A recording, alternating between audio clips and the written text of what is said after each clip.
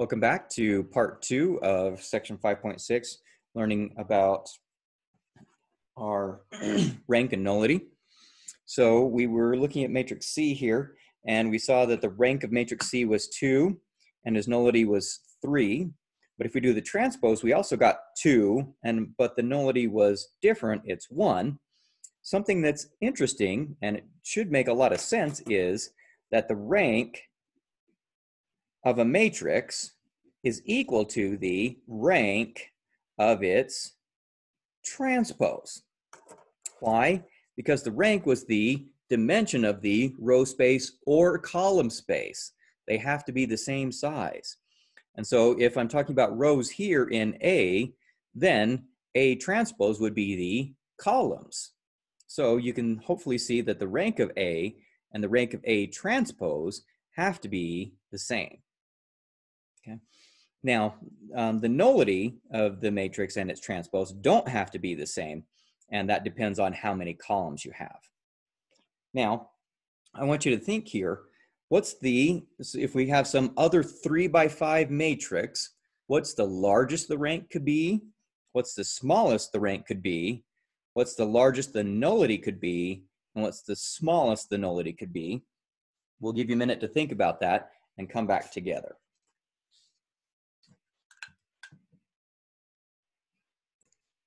Okay, now that you've had a chance to think about it, hopefully you came up with that the largest value that the rank could be is 3.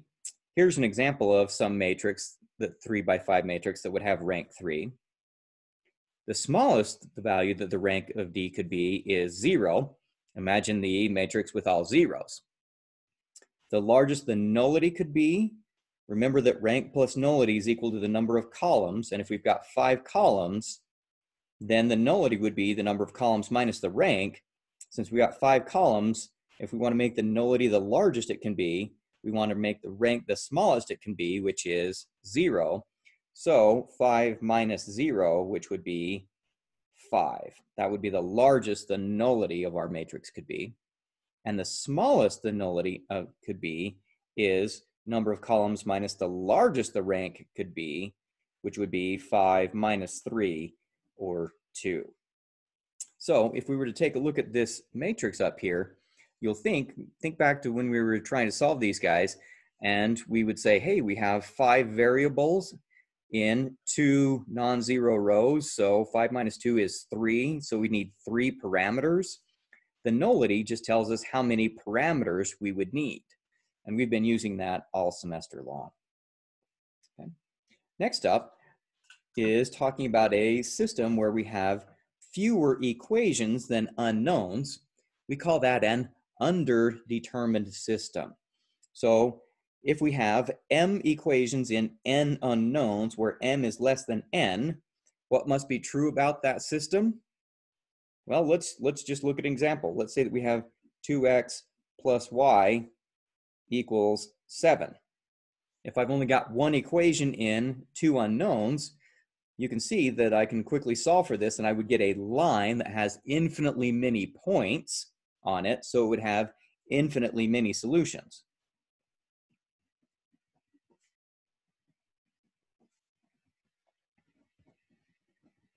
Okay. Well, what if we were to throw in another variable? So minus 3z. Okay. Now we're talking a plane through a plane here, and that plane would have, again, infinitely many solutions. But what if I throw in an extra line, or sorry, an extra equation into this? I don't know, 5x minus 2y plus 8z equals 3.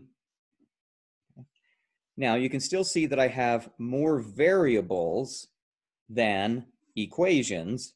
So I've got a plane and another plane, and those 2 planes will intersect in a line.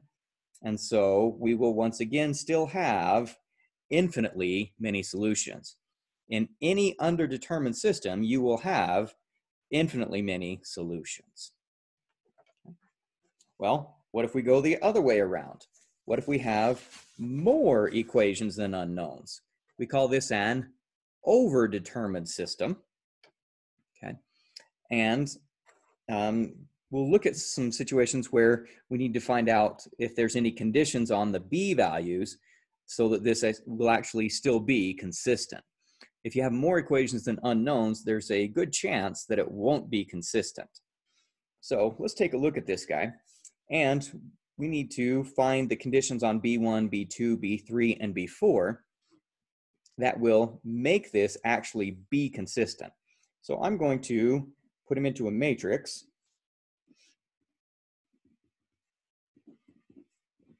And then we're going to use some of our good row operations that we've grown to know and love to put them into reduced row echelon form. So to save a little bit of time, let me do -1 times row 1 plus row 2 replacing row 2. And let's do this one at the same time. -1 times row 1 plus row 3 replacing row 3. And how about -2 times row 1 plus row 4 replacing row 4. So the first row still stays 1, 1, 1, B1, but the second row is going to change because we've got -1 plus 1, which is 0, -1 plus -1, which is -2, and negative B1 plus B2. Okay. Similarly, we'll get 0, 1, negative B1 plus B3, and 0 by design. -2 plus -1 is -3, and we'll get -2 B1s plus B4. All right. I've already got a leading 1 right here, so let's go ahead and use that guy. We'll do a row swap a little later, but let's use him to kill these other guys here in his column. So let's do negative row 3 plus row 1 replacing row 1. 2 row 3 plus row 2 replacing row 2. And 3 times row 3 plus row 4 replacing row 4. And let's see where that gets us. Okay. So if I do -3 of this row added to the first row, oh, sorry, -1 of this row added to the first row, that makes this guy be a 0 by design. So we got 1, 0. Whoops. Let me try that again. So we've got 1, 0. I need a little bit more space here. But now I've got negative of negative B1, which is B1 plus B1. So that's 2 B1s. Negative of B3. So just negative of B3. Let's do 2 of this row added to that row. Again, we'll make that be 0 by design. So -2 B1s plus a negative B1 is -3 B1s. We've got a B2 there plus 2 B3s. Okay. This row is still 0, 1, negative B1 plus B3. And looking at this last row, 3 times this guy added to that guy gives us 0 and 0. But we're going to get -3 B1s plus -2 more B1s gives me -5 B1. 3 B3s plus B4. Okay. And I can do a row swap of row 1 and row 2. Okay. And if I do that, let's see what we get.